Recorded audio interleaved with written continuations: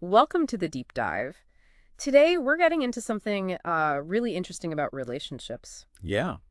This whole idea of who feels well on top or underneath. Oh, okay. We're looking at it using these two Vietnamese terms, Keo Tran and Keo Du. Right.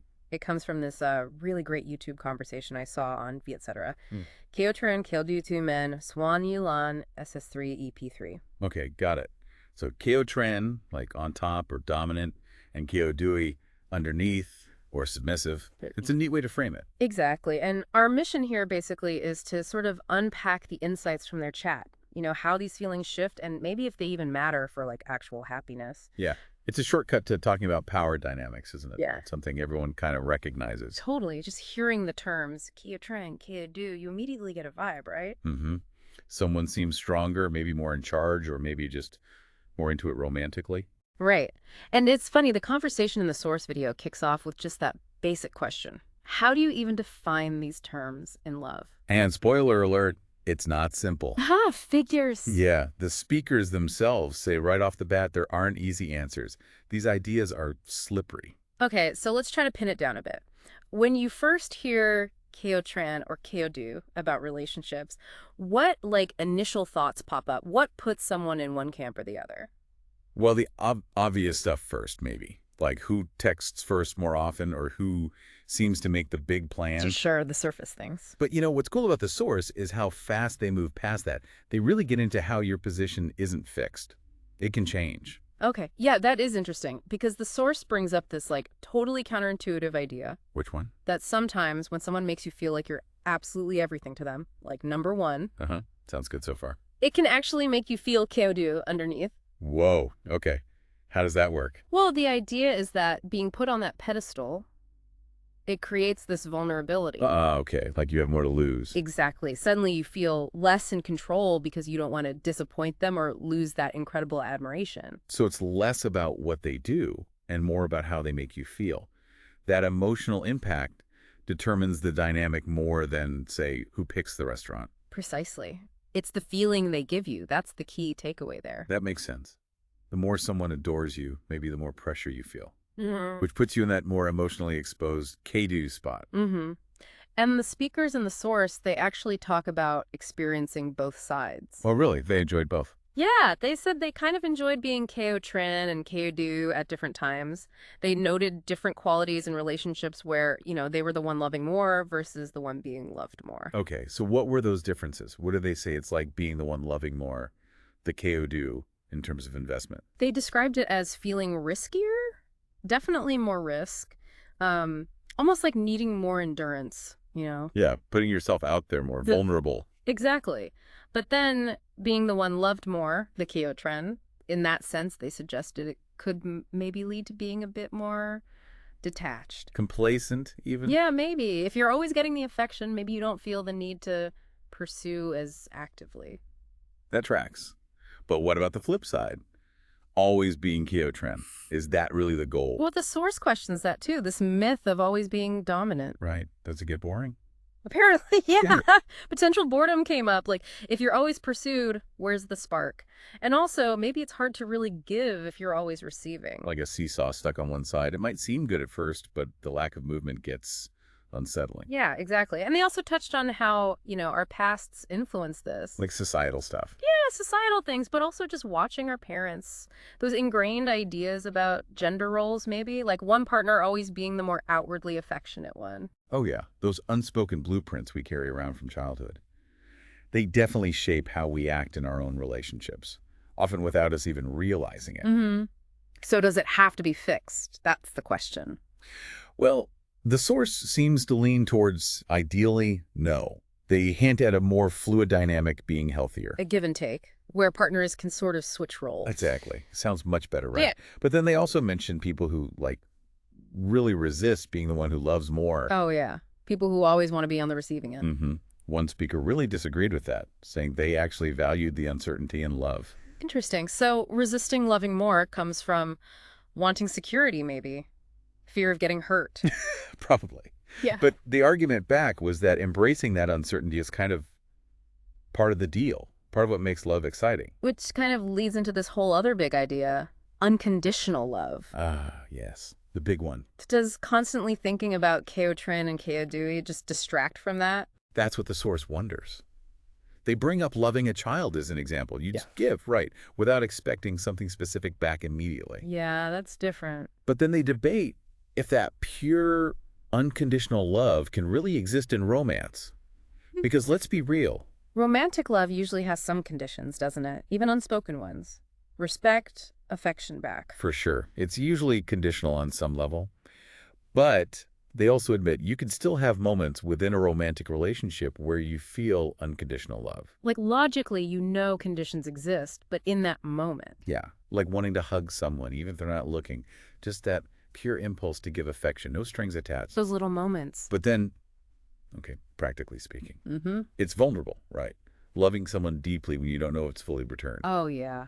That fear of wasting your love, pouring it out for nothing. That's a very real fear they talk about. And can love actually change someone who isn't feeling it back? Well, the source makes a really key distinction there between love and pity. Ah, right. You can feel sorry for someone or care about them, but that's not the same. Exactly. And pity isn't going to magically make them fall in love with you.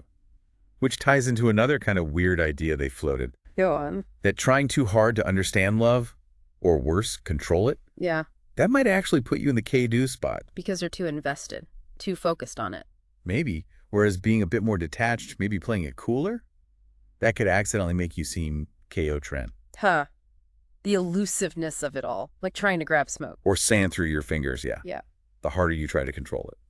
So, should we even be aiming for unconditional love in romance? Is that the ideal? That's the question they pose. Is it essential? Or maybe not even necessary for a good partnership? What do they suggest instead? Well, one speaker had this interesting philosophy that maybe love exists in these short, intense bursts. Like peak moments. Walks. Yeah. And those moments can kind of sustain the relationship long term. You look back on them, draw strength, and over time it evolves. Into what? Into deeper stuff. Mm. Understanding, sympathy, just steady affection. Okay, so valuing consistency over constantly chasing perfection. Exactly. Just showing up, being there, putting in the effort day to day. That might be way more valuable than nonstop grand romance. There's something really grounding in that, just being reliably present. And then, totally out of the blue in the source chat, someone reveals a personal fear. Oh. A fear of silence. Wow. Oh. Okay, that's specific and vulnerable. Yeah, it was just a brief moment, but kind of underlined how personal all these relationship feelings are. Unexpected triggers. But the tone shifted after that, right? They read something. Oh, yeah. It was really lovely, actually. A message someone sent in about their relationship. 4 years, really loving, really supportive. And what was the feeling of that message? Just genuine appreciation, deep affection. The sender was still kind of amazed by how good it was, how much love and gratitude they felt for just the simple, everyday support. That sounds like a really powerful contrast to all the KO train, KO Dewey analysis. It really was.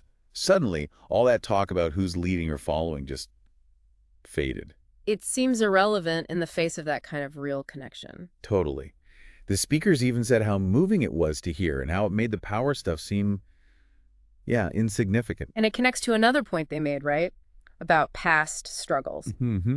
That going through difficult relationships before can actually make you appreciate a truly good one even more when you find it. Like you recognize the value more clearly because you've seen the alternative. Exactly. You develop a better appreciation for what genuine connection feels like.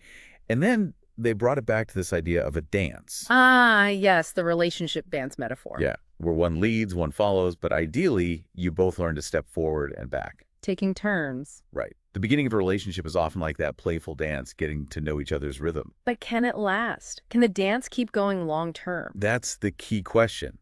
And they stressed how important it is to recognize the inherent quality in a partner early on. Like an intuitive sense. Yeah, a gut feeling about whether someone has the capacity for that healthy long-term dance. And the dance itself, it involves that push and pull, right? One person moves forward, the other might pull back a bit. And the person moving forward needs to be sensitive enough to notice that, to intentionally step back sometimes, give space, let the other person come forward again. It's a delicate balance.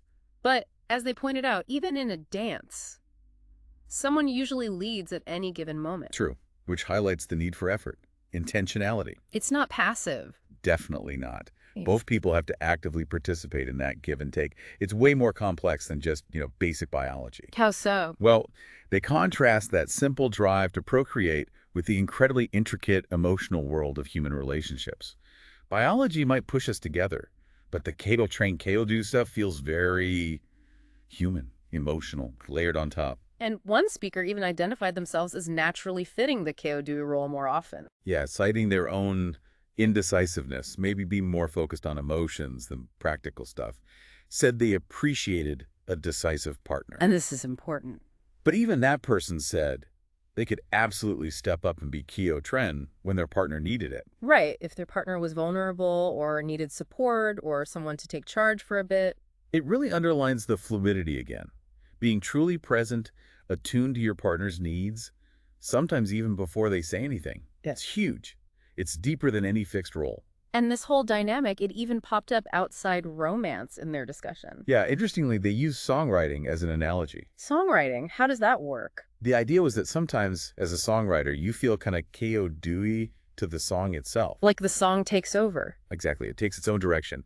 Your initial idea might be totally different from where the music leads you organically. You have to sort of surrender to it. That's a cool analogy, letting the creation guide you. And it connects to valuing consistency, too. Like, Yeah. just keep writing, keep creating, rather than only chasing that one perfect masterpiece. It's the ongoing process, the engagement, like the relationship dance. Makes sense. Yeah. And they circled back to personal growth. How past experiences, especially negative ones, really shape how you approach love and trust later. Yeah, bad experiences can make trust really hard. Definitely. But there was this hope expressed for finding someone who inspires effortless trust. Where you just feel it without needing constant proof or promises. Exactly, that gut feeling again.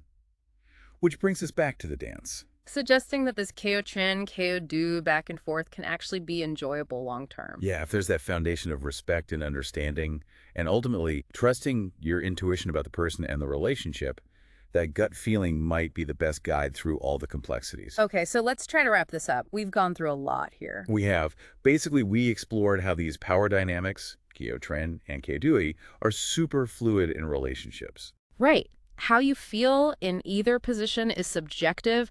It shifts, sometimes in really surprising ways. And we talk about the downsides of getting stuck in one role, and how maybe, just maybe, genuine love and understanding can help you move beyond thinking in those terms altogether. Yeah, and it's so important to remember, like the source stressed, this is all deeply personal. There are no universal rules here. Absolutely. What feels like Kyo-tren to one person might be totally different for someone else. No single right answer. So for you listening, maybe just something to think about. Reflect on your own relationships. Have you felt these shifts? Does that whole dance idea ring true for how your connections have evolved? And maybe the big one, when you think about all these dynamics, these shifts in power or feeling, what does true love actually mean to you? Lots to chew on there. Definitely. Thanks so much for taking this deep dive with us today.